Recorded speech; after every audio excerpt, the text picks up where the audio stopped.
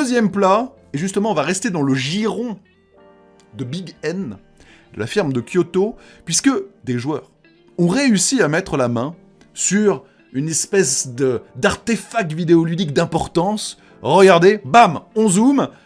Oui, une cartouche Nintendo 64 du développement, en fait, avec le développement de F-Zero X, et à l'intérieur de cette cartouche de développement, eh bien, ils ont retrouvé le prototype d'Ocarina of Time. Un prototype datant visiblement du Space World 1997, et à l'intérieur, ils ont data miné tout ça. Et regardez, il y a plein d'images que l'on peut retrouver, avec des assets qui n'ont pas tous servi d'ailleurs, assez intéressant.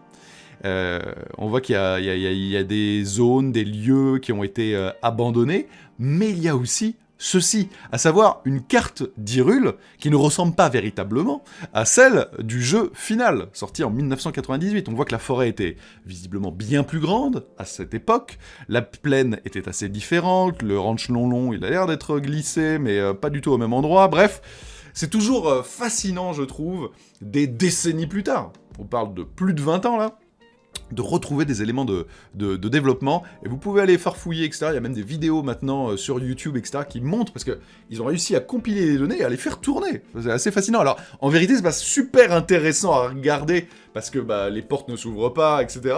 C'est pas super joli, mais ça montre l'envers du décor, et quand on est passionné de jeux vidéo, de culture du JV, et plus globalement un peu de making of, et c'est, je trouve, en tout cas, assez fascinant. Voilà.